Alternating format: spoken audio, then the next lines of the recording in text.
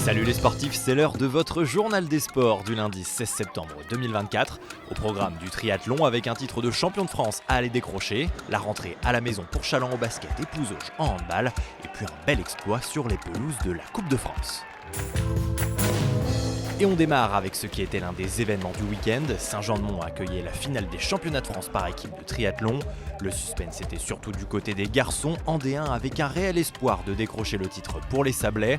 Départ à 11h samedi matin de la Grande Plage pour 750 mètres de nage, puis 20 km de vélo et 5 km de course sur le front de mer.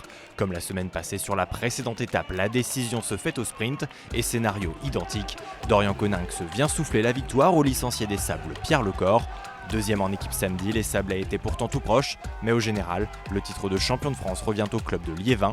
Les Sablevent des triathlons terminent dauphin et vice-champion de France. On avait 3 points de retard, donc on comble les 3 points aujourd'hui avec encore une deuxième place sur le classement étape, mais c'est pas suffisant en fait parce que Liévin a 2 victoires d'étape cette année en début de saison. C'est ce qui fait la différence. Je pense que la saison est plutôt positive quand même.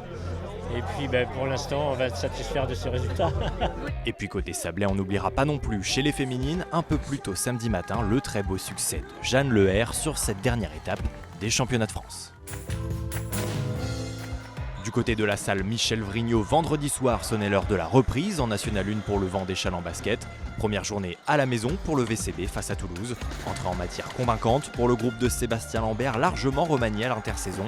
Chalandais et Toulousains se neutralisent à la pause, 37 partout, mais au retour des vestiaires, les hommes en blanc haussent le ton. Un troisième quart-temps explosif, 23-5 en 10 minutes. Les Vendéens peuvent gérer la fin de rencontre. Succès 76-51. Globalement, on a été sérieux et cohérent défensivement. Et on a produit du jeu ce soir, voilà, donc c'est ce qu'on voulait. On a fait quelques erreurs en première, mais globalement on est cohérent sur 40 minutes et c'est ce qu'il faut retenir. Dans le Haut-Bocage, le lendemain, samedi, eux aussi voulaient convaincre devant leur public. Relégués cette saison en National 2, Pouzauges affrontait Cherbourg pour la deuxième journée. Les joueurs de Steve Berger font le job, non sans se faire peur. Devant toute la rencontre, le PVHB voit les Normands revenir à hauteur à l'aube des 20 dernières minutes.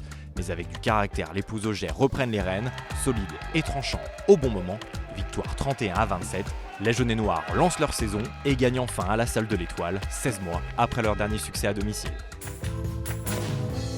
Côté ballon rond, le week-end était aussi marqué par le 3e tour de la Coupe de France. Pour son entrée en lice, le FC Chaland, pensionnaire de National 3, se déplaçait face au Montaigu Vendée Football, club de Régional 2.